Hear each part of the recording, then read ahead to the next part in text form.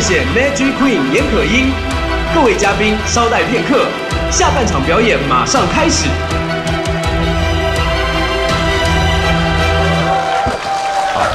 哎，可英啊，今天晚上饭局一定要到啊！现在可以不要讨论这个吗？演出完再说吧。今晚特别安排这老板跟我们吃饭。Jason， 我今天坐这个位置不是靠陪吃饭来的，你是我经纪人，不是皮特克。你真以为才华能当饭吃？手段没有好坏，只有成功跟失败。今天这舞台完全是看你眼中的脏手段给搭起来的，没有人会嫌钱脏的。你的手段要是有用，你以前做表演的时候你就红了。那是因为台湾的杂技市场太小了，更何况那时候有人捧我，早就红了。如果你真的想把魔术搞大，我们就必须要多一点的 money。够了，表演才是最重要的事，好不好？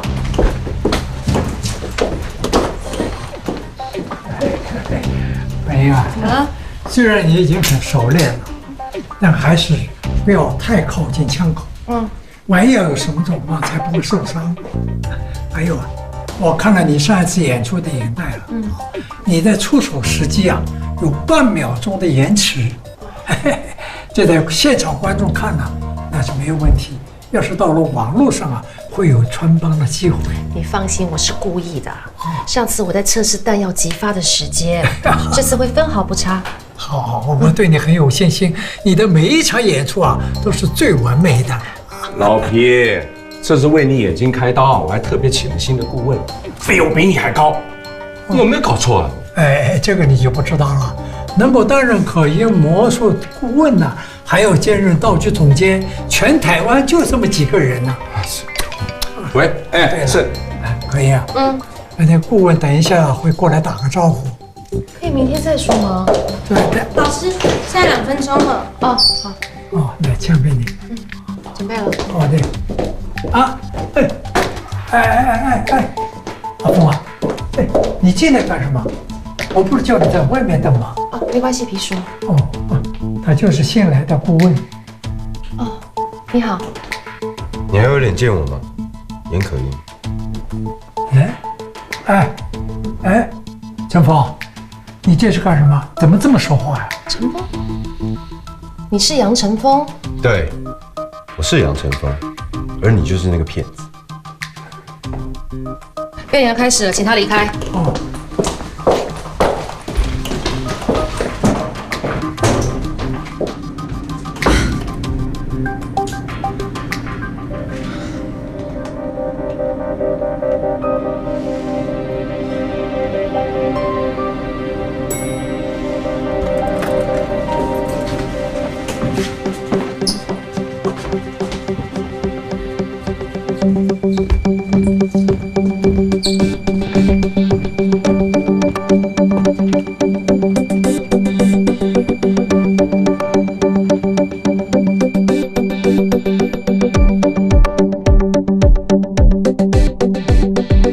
各位现场的嘉宾，让我们掌声欢迎世界上最美的梅林严可英。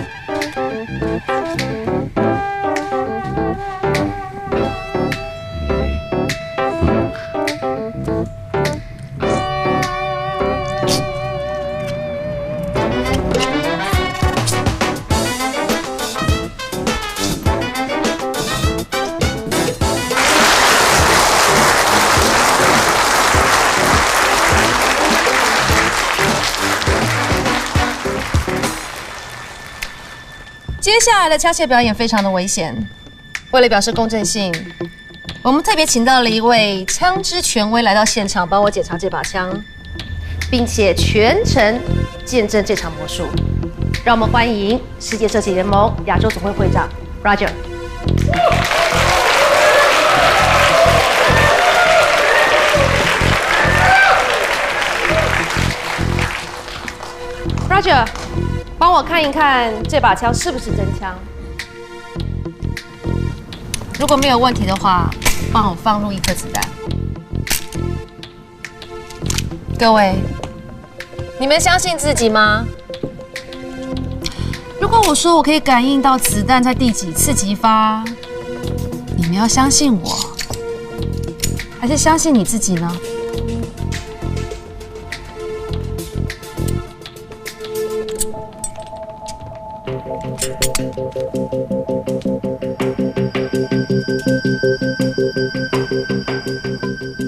不是第一发。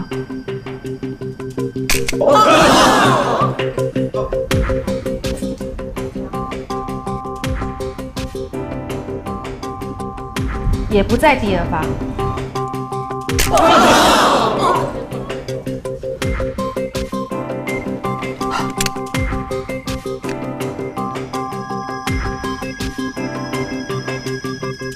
我确定子弹在第3发。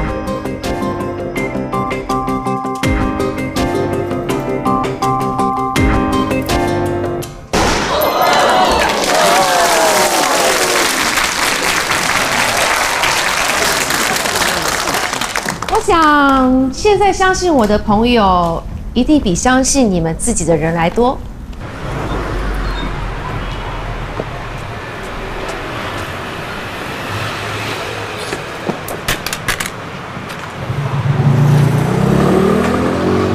走路眼睛看哪里，先生？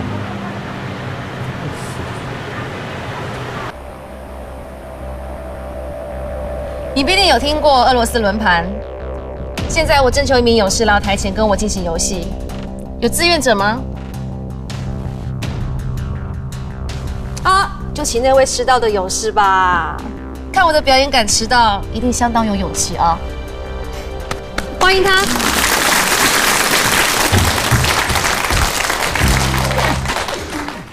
你好，这位先生，怎么称呼？你好，叫我小兰就可以了。上来干嘛？刚刚没听到。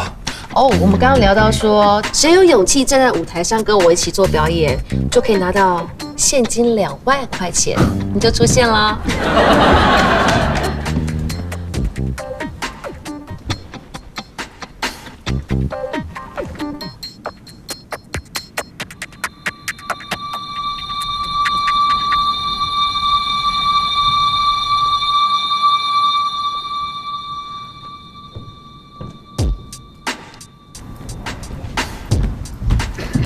好的，小兰先生，我们开始了。看到桌面上那把枪吗？麻烦你帮我拿起来，然后打开弹轮。桌上有6颗子弹，是一样的子弹，随意的挑选1颗放入弹槽内。接着把枪罩放回。最后帮我做一件事，就是随意的转动弹轮，你就完成了所有动作了。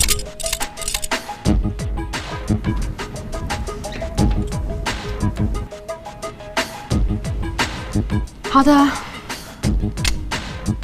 让我好好的感应。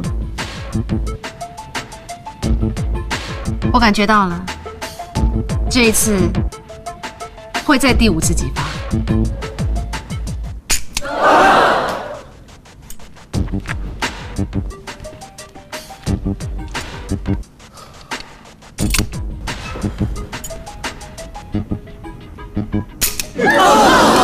我们是不是应该给小兰先生的勇气一点掌声呢？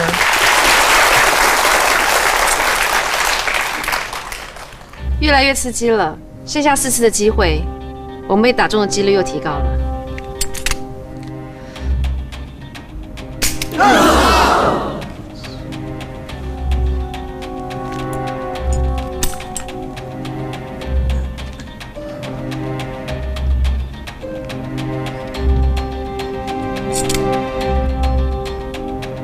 小兰先生，你不相信我吗？我不相信我自己。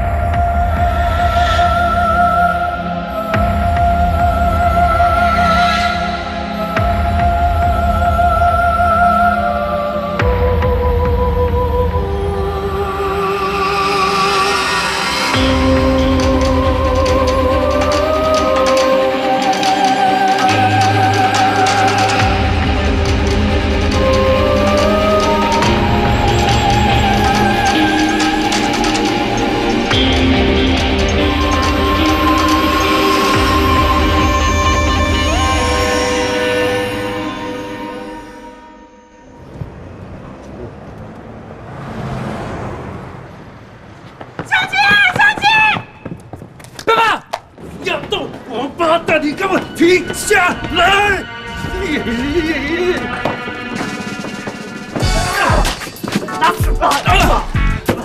快点啊！来，现在以现行犯逮捕你。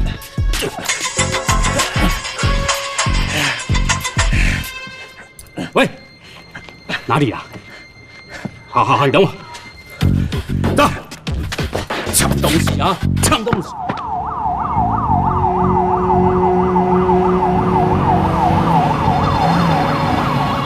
大哥，现场再表演听。祖先笔录都做完了吗？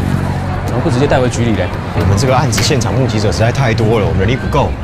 附近分局同事都来支援，而且局长说了，县外面有记者，梁派车还在。局长怎么会管这个案子啊？局长，死者是议长的儿子，上面很关注这个案子。我靠，搞什么东西啊？魔术表演也会死人是吧？就是说，还说什么世界级女魔术师哎，表演自己招牌魔术的时候，志愿者竟然死了。那嫌犯呢？都在休息室啊。都在休息室啊？你不怕串供啊？干嘛不隔离啊？不是大哥，我们单位你还不了解吗？就人力不够嘛。但是你放心，我已经叫人看着了，而且不知道哪里走漏消息，县外面是记者，我们动不了。罗叔啊，在哪里？带我去啊！啊。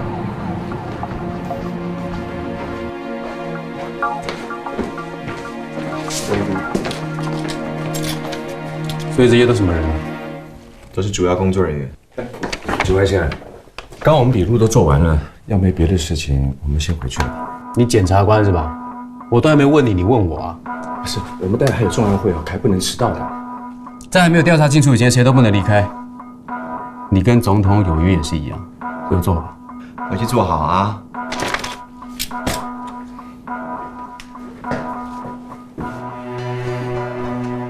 你就是那个魔术师对吧？是你的失误造成的吗？可一从来没有失误过的。没错，可英从来没失误过的。我不知道，也许是我不知道，我真的不知道。所以你承认是你的失误造成的了？那不可能啊！那桌上子弹都是。干什么？什么话不能讲是吧？哎，你这样妨碍我调查，我是可以把你关起来的哦。哎，不要关他，人不是他杀的。不然你说嘛，桌上子弹怎么样？都是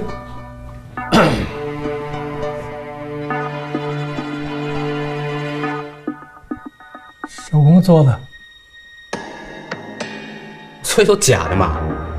啊，你们魔术都弄搞假的嘛，骗人嘛。海报上还说用真枪，那骗买票进来的观众是吧？我们没有骗人，枪是真的。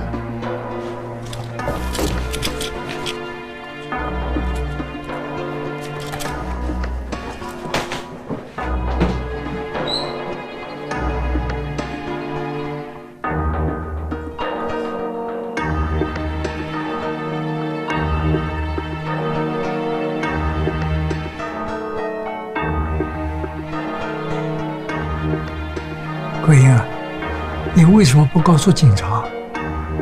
你当我顾问这么多年了，什么能讲，什么不能讲，你不知道吗？都出人命了，你还在做这种无谓的坚持？你这种态度怎么向受害者家属交代啊？这也轮不到你说话。可以啊，不要这个样子，大家都在同一条船上。我看你干脆就告诉警方算了。讲了之后，我们还要不要在魔术结婚啊？现在这种情况，以后你还混得下去？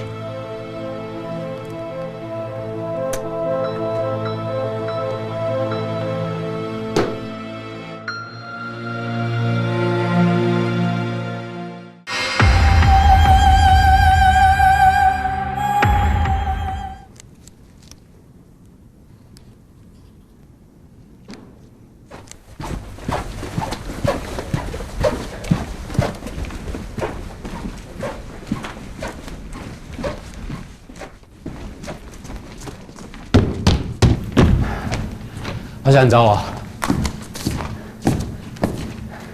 这是死者的身份有点敏感，上头交代我们要特别谨慎，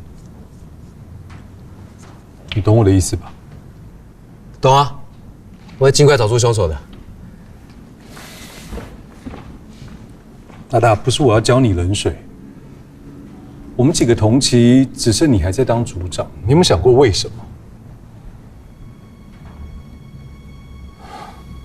力气要用对地方，钻牛角尖不会有破案绩效。看看，众目睽睽之下，杀人的几率能有多大？就当意外来办吧，送办魔术师才有交代。好，我觉得其中一定有什么疑点。他们里面几个人讲话都吞吞吐吐，我觉得超奇怪。谁第一次看到死人不是吞吞吐吐的？你还记得你第一次？那才是惊世骇俗，好不好？对了，这摄影机他们拿来记录表演过程用的，我会再带回局里检查的。全部一起带回局里再说吧，啊？有什么问题吗？我有个办法，你不要又乱搞，报告明天2点前交给检察官。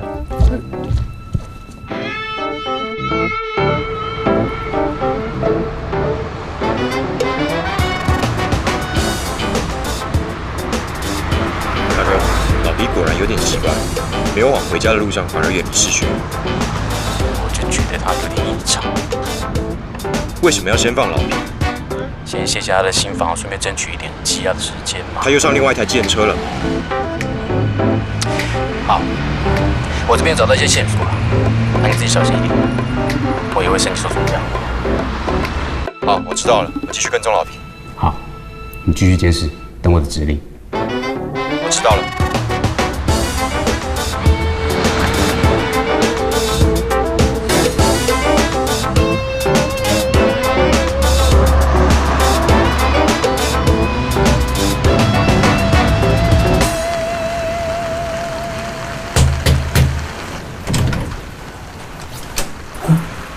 何玉芝先生，这是地方法院法官核准签发的搜索票。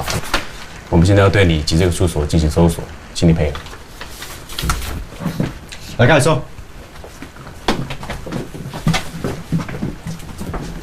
你们跟我到楼下。走。先麻烦你们。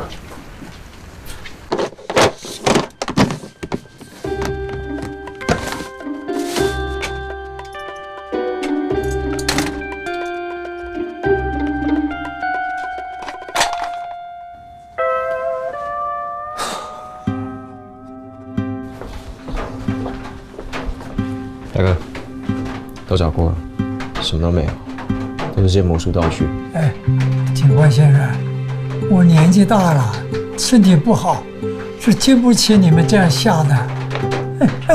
我就说了，这跟我无关呐。你在笔录上面说你不认识死者蓝浩威，对不对？我是不认识他。你说谎。我在死者蓝浩威的手机通讯录里面就看到了你的名字。你不要想骗我啊！哎，说不定是同名同姓啊。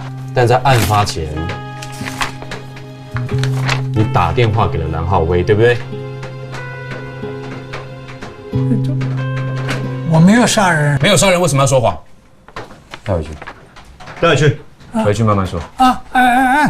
你们干什么？没有证据，你们乱抓人呐！你们讲不讲理啊？你们讲不讲理啊？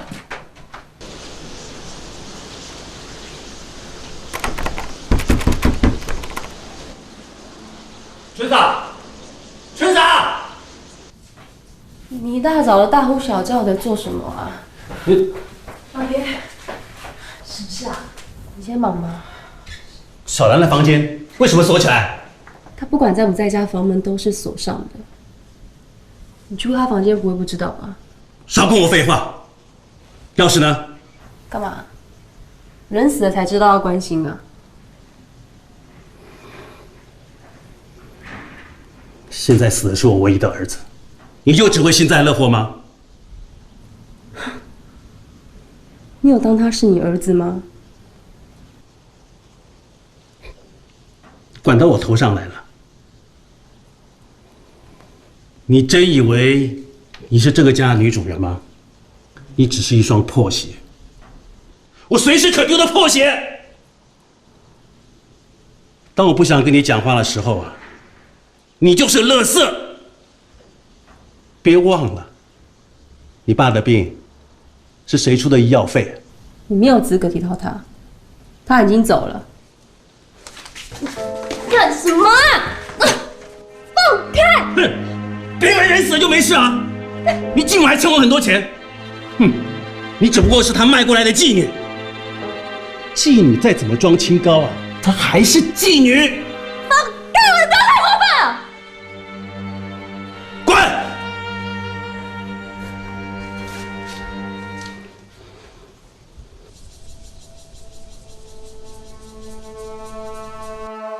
请你好好说明一下。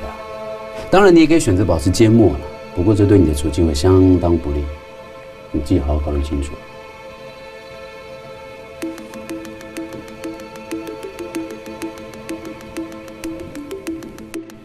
蓝先生在演出之前透过关系拿到贵宾席的票，我跟他联络，只是把票送去给他。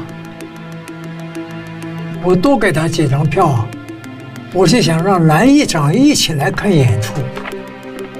这些别人都不知情，是我自作主张的。不过我看你的通联记录，你这个月跟他通过好几次电话。你该不会约他看表约了整整1个月吧？何先生，我查过你的资料，你的银行有高额的借贷，可以麻烦你解释一下这几件事情的关联吗？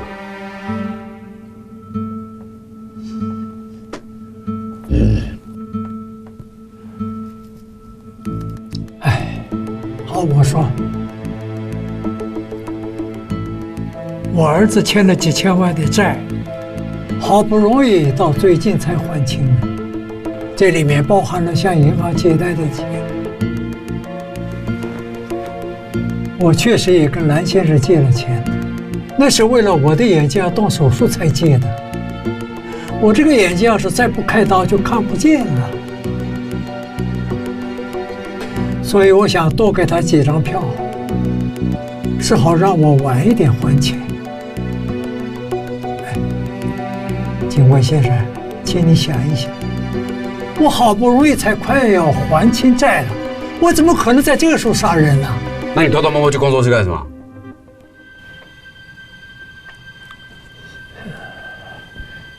这在没有得到允许，我不能透露。允许？谁的允许？那个魔术师啊。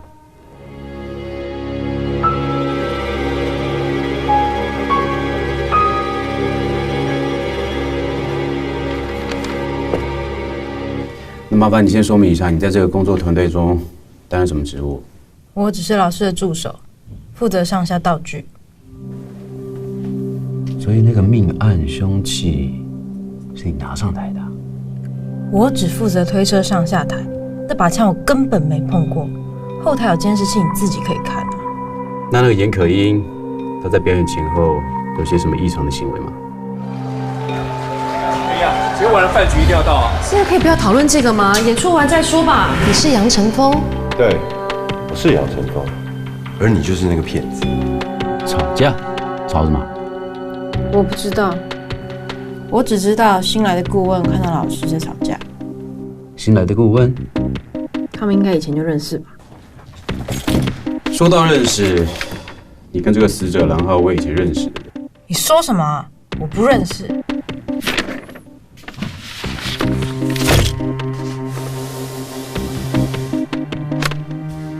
这是你的电话吧？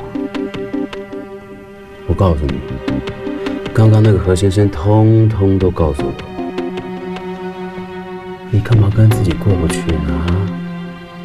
顶这个罪名干什么呢？喂，对啊，倒霉死了，搞了我一整晚，早知道就不来当什么鬼魔术见证人了，浪费我时间呢，练个魔术还杀死人，弄臭我名声。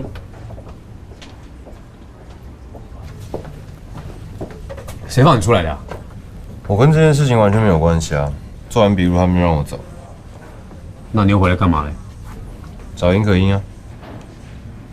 严可英他现在是重要嫌疑人了，要出来没那么容易。事情也许不是像你想的那样。不好意思啊，我想象力很差，我只依据我看到的事情办案。魔术呢，刚好是要告诉你，眼睛看到的啊，不见得是真的。真实跟虚幻已经没有界限。你也是魔术师啊？我不是，我只是刚好学过。而且我是没有才华的那个。你看不到不代表它不存在，你只是还没找到那条线。讲什么东西听不懂啊？讲人话可不可以？魔术是需要神秘感，什么都说破了就没意思。偏偏我的工作就是破案，帮死去的人讨回公道。偏偏我的工作是维持魔术的神秘感。也许你应该跳出框架来看，也许死者并不是魔术外的一部分。所以，看来你也不是太笨嘛。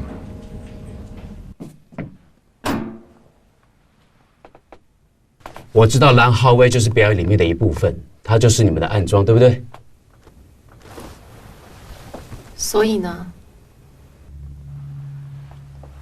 你不要以为你现在什么都不说，我就查不出来。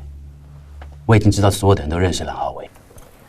如果你是清白的，你最好把实话说清楚。如果你不肯跟警方配合，那你就是共犯。我再给你最后一次机会。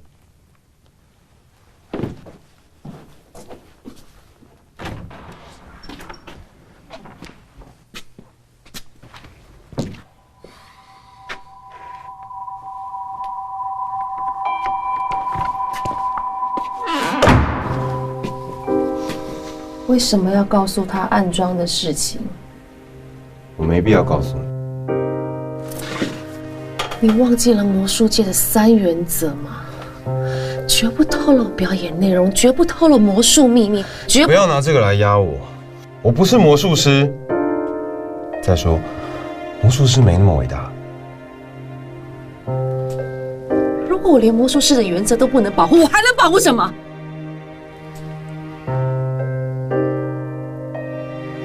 你这件事情不解决，你以后还能当魔术师吗？一个在舞台上意外杀人的魔术师，魔术界会接受你吗？观众会接受你吗？魔术界从来都没有接受过女魔术师，我干什么在乎他们？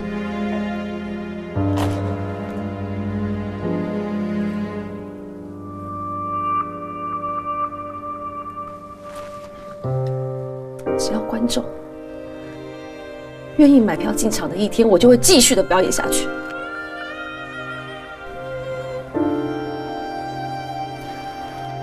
我从小看你这样抓，你不要再这样对自己。如果你这么坚持的话，那我不去告诉他们。不可以。可以。过了这么多年，我再来找你，我不希望看到你这个样子。告诉我，你为什么会在这个时候出现在我面前？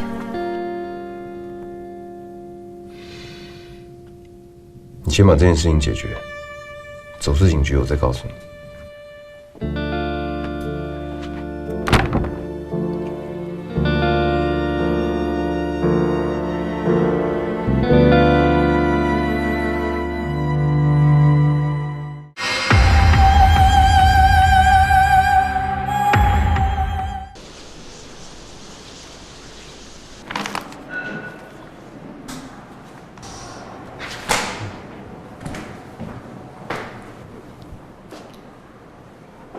现在几点？人在那边干嘛？案子交给检察官没？有在处理了，快好了。你到底在拖什么？直接把魔术师移送有什么问题吗？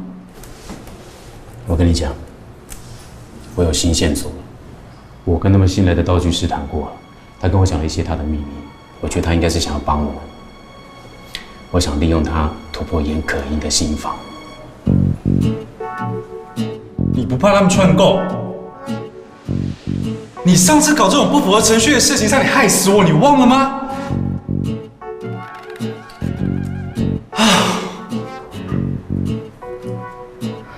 阿达，不要老是把自己当成检察官，把证据收集齐全交给检察官，那才是我们的工作。那就证据还没有收集齐全没？1个小时之内，我要看到你的报告。好了，不要敷衍我。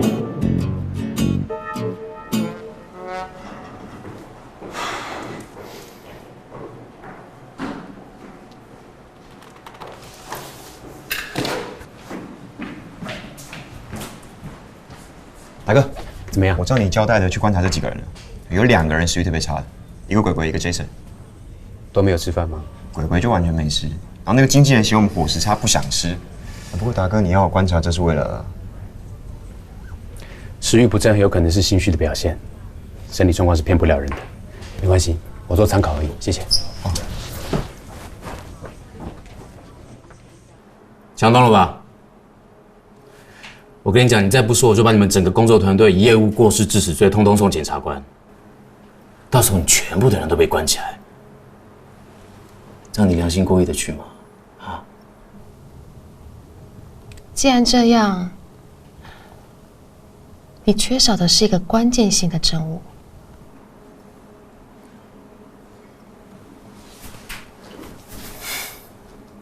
终于知道帮忙了啊！我是想帮我自己，等你抓到凶手，都不知道我要关到什么时候了。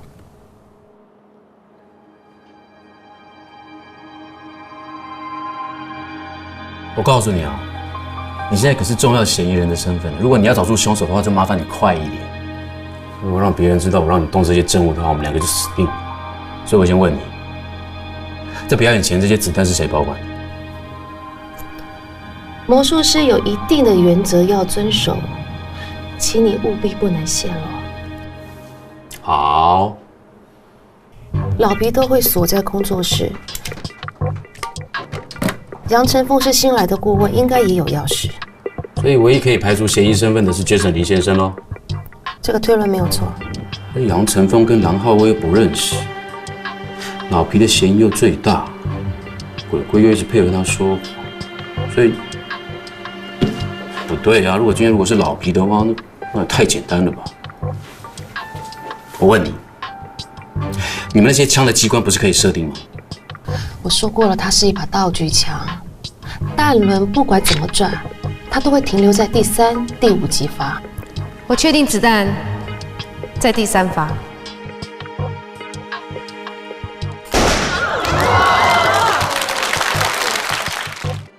可是偏偏郎浩威被击毙的是第4发。我也觉得很奇怪，机关明明停留在正确的位置上。那我们先不管这些机关有没有故障，凶手在什么样的情况下可以将空包弹换成实弹？调换子弹的机会有3个，入库的时候、上台前，还有表演当中，如果是入库的时间点，以老皮的经验，他一定会发现一个重量不同的子弹。如果是上台前，后台很杂乱，可是鬼鬼不可能让任何人碰到道具的。如果凶手是在表演当中调换子弹的，那么空爆弹一定还留在现场。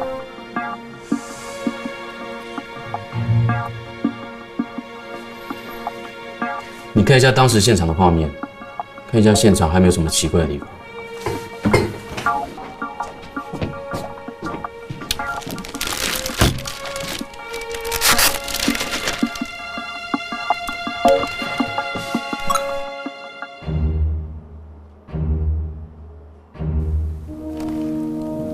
不对，什么不对？小兰的身上好像少了什么东西，你看一下。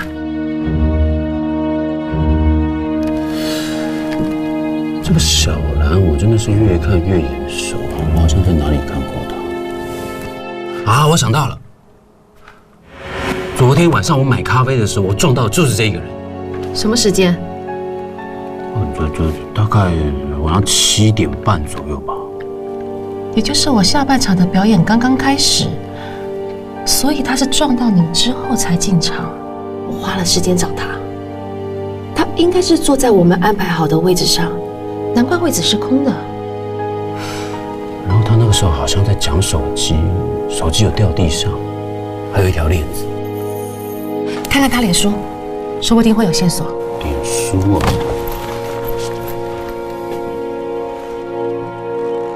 这个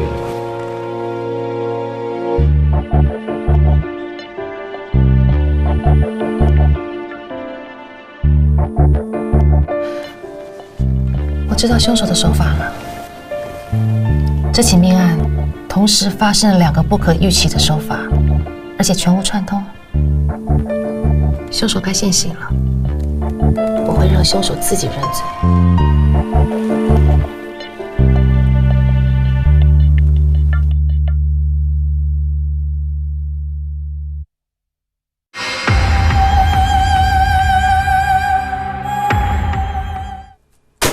干什么吃的？死的不是阿猫阿狗哎，是我亲生的儿子。好在法官欠我不少人情，前面事情我都处理好了。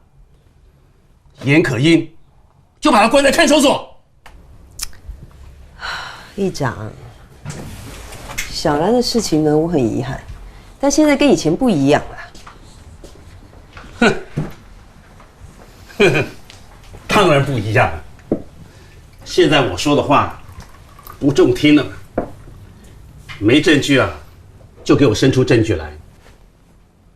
你不要告诉我你没干过。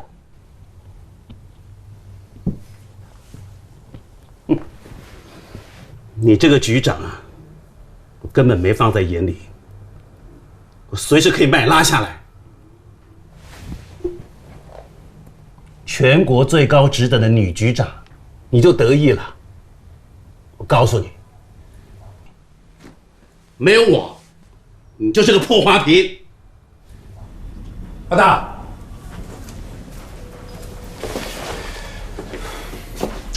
议长在局长办公室大发飙，你人在那边干嘛？我跟你讲，我觉得案情有新的进展。那个严可英可能真的不是凶手。嫌疑犯的话能够相信吗？我之前是先假装相信他，让他现在相信我，然后才把魔术的秘密告诉我。不信的话，你可以去看侦讯的影带啊。而且那个严可英，他的证词的确是没有什么漏洞。而且他对整个犯罪的分析逻辑相当清楚。规定的时间快要到了，我现在没有时间跟你废话，我自己送他去看守所。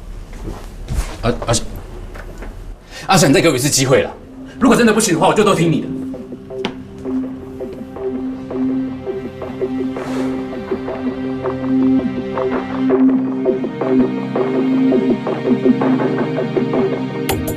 我知道凶手是谁了。凶手就是Jason。我？柯英啊，你开什么玩笑？我根本没有什么机会跟理由去杀小兰啊！你做的可不只有这件事。但他不是最没有关系的人吗？表面上看起来是这样，可是他既不可能调换子弹，也不可能造成机械故障啊！没错，警官说的没错。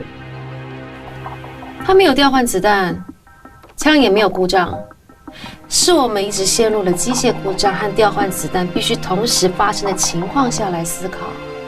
子弹从来都没有离开过表演现场，只是有人藏起来了。有人？哎，我身上可没什么子弹啊！我没说子弹在你身上。我之前也一直纠结这两件不相干的事情，直到项链的出现，我才发现，看似两个不相干的技法结合在一起，一个使用了置换手法，另一个人使用了消失手法，一起完成了这起谋杀案。那是谁使用了置换手法？蓝浩威，他把空包弹换成他预藏的实弹，接着故意操作错误机关，造成了机械故障的错觉。可是就算这样，他也只有1/2的机会而已啊！这何必拿实弹来开玩笑嘞？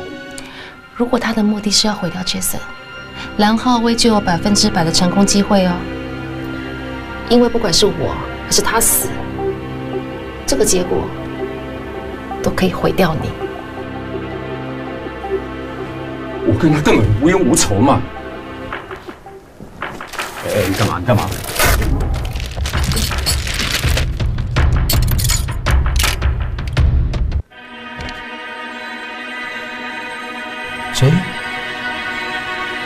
？Jason 呢？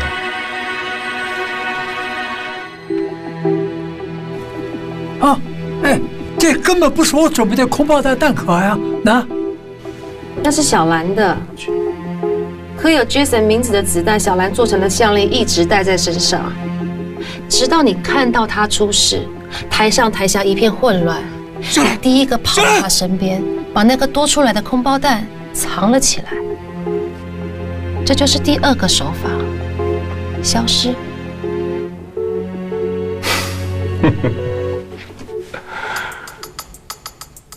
那是他自杀，与我无关。他是因为你而死，你难辞其咎。那你要拿出证据出来。我跟你打个赌，你身上留有证据。好，要是没有呢？那凶手就是我。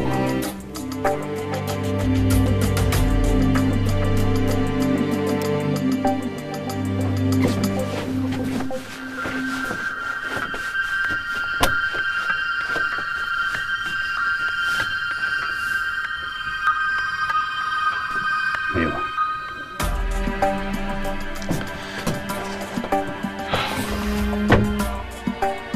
你赶快吃手吧。从昨天晚上到现在，你应该都没有吃东西吧？是不是也没有喝水啊？不口渴吗？你的手段要是有用，你以前做表演的时候你就红。那是因为台湾的杂技市场太小了，更何况那时候有人捧我，早就红了。